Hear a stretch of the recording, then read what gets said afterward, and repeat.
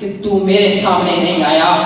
اگر تو میرے سامنے آتا میں یہ نہ دیکھتا تو میرا بیٹا ہے اپنے نبی کا دشمن سمجھ کر تیرا سر قلم کر دے. اور حضرت سیدنا ابو ہریرہ کی بات کر لیتے ہیں. حضرت سیدنا ابو ہریرہ رضی اللہ تعالی عنہ کی ماں مسلمان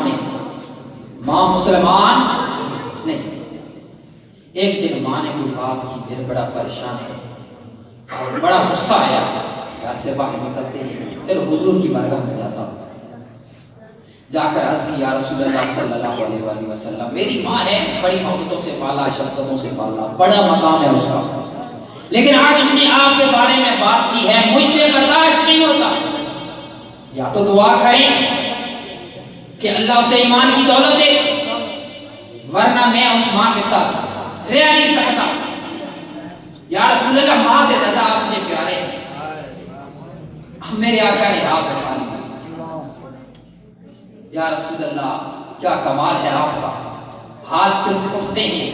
وما رمیتا اذ رمیت ولکن اللہ رمی کے والے ہاتھ اٹھتے ہیں. رب کی بارگاہ میں حضرت ابو ہریرہ کی ماں کے لیے دعا مانگتے ہیں. یہ دعا ادھر وہ مانگ رہے ہیں ادھر ابو ہریرہ واپس لوٹتے ہیں. ہائے آخری بات کا میں لگاؤں، توجہ سے سننا. حضرت سیدنا ابو ہریرہ رضی اللہ تعالیٰ عنہ ادھر میرے آقا دعا فرما رہے ہیں، ادھر حضرت ابو ہریرہ واپس لوٹتے ہیں. کسی نے پوچھا ابو ہریرہ اتنی جلدی کیا ہے؟ کہتے ہیں آگے دیکھنا چاہتا ہوں، میں پہلے گھر پہنچتا ہوں یا میرے نبی کی دعا پہلے قبول ہوتی ہے. حضرت ابو ہریرہ گھر چل جاتے ہیں، گھر کا دروازہ کھٹکھٹاتے ہیں، دروازہ کھولتے ہیں. اندر سے ماں غسل کر کے نبی کا کلمہ پڑھتے ہوئے آ رہی ہیں. حضرت ابو ہریرہ پوچھتے ہیں ماں اتنی چند منٹوں میں اتنی جلدی میں یہ تبدیلی کیسے آ گئی؟ حضرت ابو ہریرہ کی ماں کہتی ہے تھوڑی دیر ہوئی کہ آیا وہ کالیا زلفاں والا، وہ ایک دو گھڑیاں ٹھہرے تھے، یارو کر گیا نور اجالا.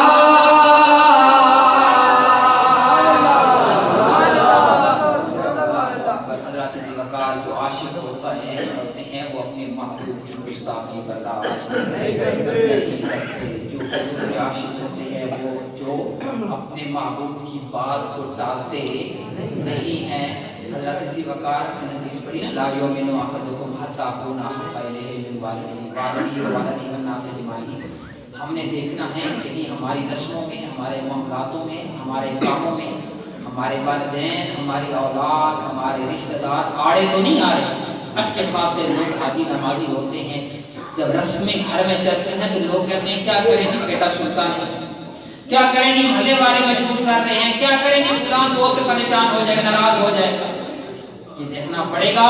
حضور کا غلام بننا ہے تو پھر خالص نہ کرنا، سب کچھ حضور کے نام پہ قربان کریں. حضرت ذوالفقار یہ میری تقریر ختم ہو گئی. آخر میں ایک کو آج کی تازہ جو یہ ایک واقعہ ہوا ہے اس کے حوالے سے بات کرنا میں اپنے لیے ضروری سمجھوں گا. ناروے میں ایک شخص نے ہمارے رب کی طرف سے ہمارے پاس آنے والی نعمت قرآن اس کی توہین کرنے کی کوشش کی، قرآن کو جلانے کی کوشش کی.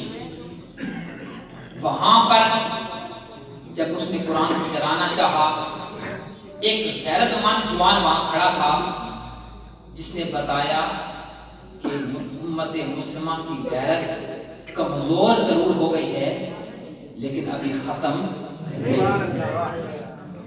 اس نے غیرت کا گوارا کیا اور مجھے تو بڑا مزہ آیا. گولی کی طرح اس نے جب اس بدبخت کے اوپر جھٹکا، اس کمینے اور ذلیل انسان کو جب دبوچا تو ایک دفعہ ایمان تازہ ہو گیا کہ ایمان کمزور بھی ہو اس کے اندر طاقت بڑی ہو. لیکن حضرات ذی وقار میں پیغام دینا چاہتا ہوں یہ ہے کہ ہماری ذمہ داری کیا ہے. کل میرے سامنے آپ کے سامنے بھی یہ واقعہ ہو سکتا ہے. ہم نے کیا کرنا ہے؟ یاد رکھو جس شخص نے کئی سالوں تک قرآن کو دیکھا تک نہیں اس کو کیا پتا قرآن کی عظمت کیا ہے. یہ تو اس کو پتا چلے نا جس کو بھی اٹھ کے قرآن کو چومے شام کو بھی چومے جو چوم کر جس کے سینے کو ٹھنڈک ملے گی وہ یہی کارنامہ اسی کے ساتھ ہوگا. حضرات ذی وقار یہ ہمارے لیے سبق ہے کہ تم نے قرآن کو چھوڑا تم نے قرآن کو پس سے کچھ رکھا ہوا ہے تو یہ واقعات پیش آ رہے ہیں. تو حضرات ذی وقار ایسے واقعات آتے ہیں ہمارے ضمیروں کو جھنجھوڑنے کے لیے تو اس نے بھی ہمیں جھنجھوڑا ہے. ہماری ذمہ داری ہے کہ ہم قرآن کو پڑھیں قرآن کو سمجھیں قرآن کے ساتھ محبت کریں. صبح شام میں بڑا زبردست اللہ کہنے لگا ہوں صبح شام قرآن کے ان جملوں کی زیارت کریں جن جملوں کی میرے آقا نے زیارت کی. یہ میں کہتا ہوں قرآن صحابی ہے. یہ قرآن کے جو لفظ ہیں ان کو غور کریں نا یہ کبھی جا کر دیکھنا توجہ کرنا کہ وہ لفظ ہیں جن کو آقا نے دیکھا ہوگا. ہمارے لوگ نیٹ پہ کہتے ہیں وہ درخت ہے صحابی درخت ہے جی حضور صلی اللہ علیہ وسلم اس کے سامنے بیٹھتے تھے نیچے بیٹھتے تھے. میں کہتا ہوں صحابی تو تمہارے گھر میں بیٹھے ہوئے ہیں. یہی الحمدللہ رب العالمین میرے آقا نہیں پڑھتے تھے میرے آقا کا دیدار نہیں کرتے تھے. یہ تو صحابیوں کی لا تعداد آپ کے گھر میں موجود ہیں. کبھی ان کی زیارت کر کر تو دیکھو کبھی محبت کے ساتھ اسے کھولو چومو تمہارے سینے میں ٹھنڈ ملے. قرآن سے محبت کرو قرآن سے عشق کرو اور صاحب قرآن سے محبت کرو گے اس جہان میں بھی عزتیں پاؤ گے کل معاشر کے میدان میں بھی سرخرو ہوگے. اللہ تعالیٰ کی بارگاہ میں دعا ہے.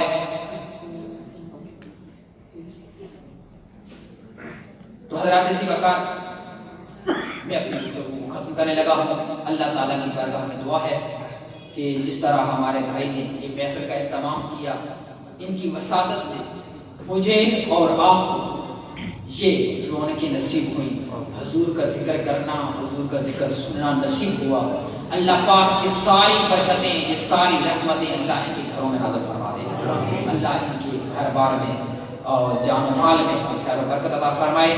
وآخر دعوانا ان الحمد للہ.